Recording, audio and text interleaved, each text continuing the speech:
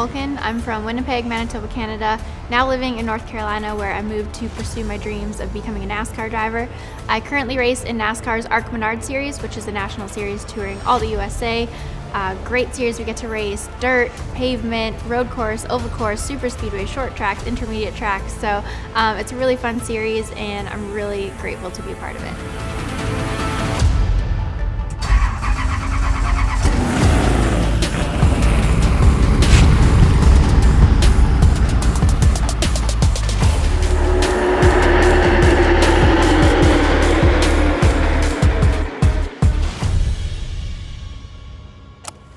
I come from humble beginnings. I'm a dirt track racer, and to be in this industry of NASCAR where, the wealth, the fame, everything that's in it, I'm a true underdog. I've had to grind and work to get here and have felt like I've been punched in the face 100 times and have had so much rejection and just so many challenges, so much struggle to just get to race, never mind being on the racetrack. So I think that's kind of where the underdog mentality comes from, just starting from the bottom and working your way up.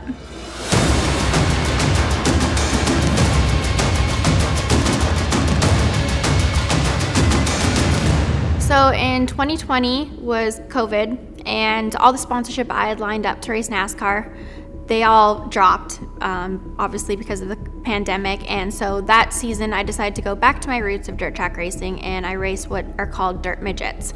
These cars flip very easily and very viciously, and unfortunately I experienced that and had the worst crash of my entire career. I flipped up in the air probably 20, 30 feet viciously over and over and over.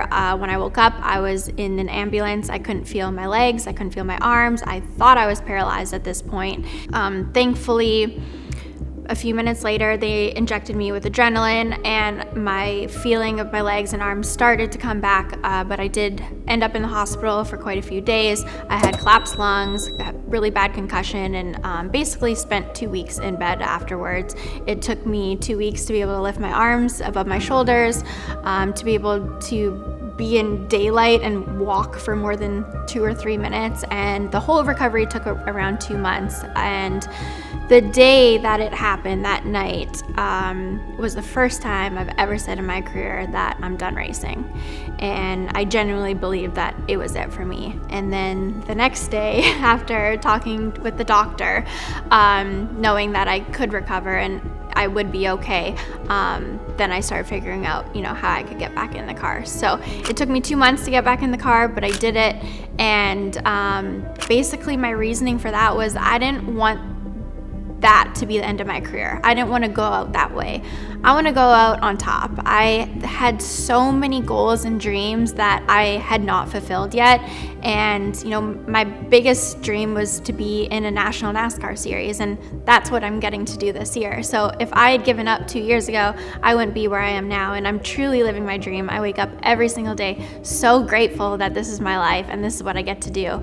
But it took 10 years of really hard times to get here, and it took that crash and overcoming that mentally and physically to get here, and I truly believe after hitting rock bottom and going through the worst of the worst, that's when you skyrocket after that. And I think this is proof, because I went through a lot, and that crash was just the tip of the iceberg, and but I didn't give up, and here we are now. I want to go back to the fans. That is the greatest thing about coming to Talladega. In Alabama, they know how to throw parties. This racetrack has always been a perfect example, but this is an awesome weekend, and I'm glad to see so many fans here this weekend. It's just an amazing atmosphere.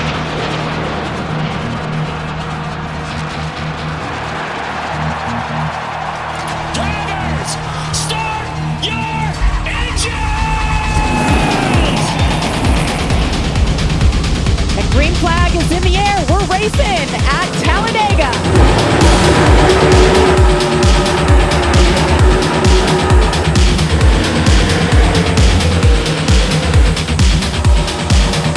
There was contact between the 69 of Scott Melton and 35 of Greg Van Hals. Yeah, I think what started all this, it looks like the 15 had some sort of issue. She decides to dive to the bottom. That's why everybody gets all stacked up.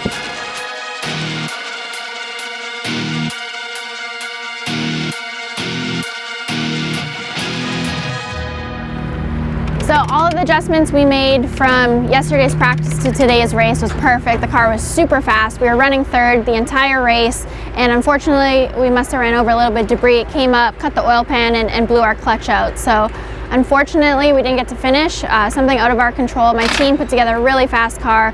We had a strategy going into the race for the start for me to let my teammate in front of me. We executed that perfectly.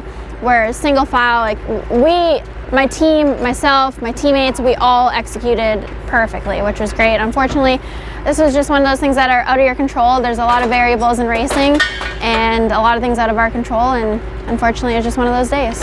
Yeah, so going into 3 and 4, I felt the engine kind of rev up a little bit and thought it was kind of strange, but didn't know if it was just the way the air was being manipulated. And then into 3, felt a little blurp again, or into 1, and then coming out of 2, I just lost all power. So my foot was to the floor, but the engine wasn't making the car go forward, so had to pull down and unfortunately come in. The guys checked it out, and we weren't able to fix it to get back out there.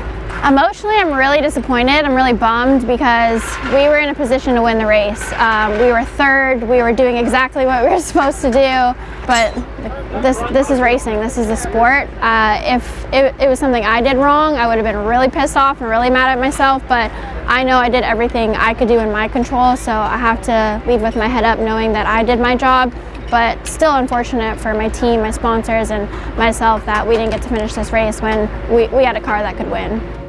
The thing that I'm definitely most proud of is having to do this all on my own and raise all the funding. It's so unheard of in my sport, and everyone laughed in my face when I said I'm going to be a NASCAR driver. Like, everyone that I raced dirt against, they all laughed at me, they all made fun of me, they all rolled their eyes when I thought about this. And I didn't know how hard it was going to be. It is much more difficult than I thought, but I just really put my head down and just kept working at it and kept working at it. And I think the biggest thing for anyone wanting to pursue a big dream or anything that seems, out of the ordinary is to not let the opinions of others dictate the decisions you make for yourself. If you want something bad enough and you're willing to work for it, then you can make it happen. And you don't need all the tools in the toolbox to build the life of your dreams. You just need to be willing to work really hard, be dedicated, be consistent, and be disciplined. And I think if you can stay that course for long enough, you're eventually going to get to where you want to be.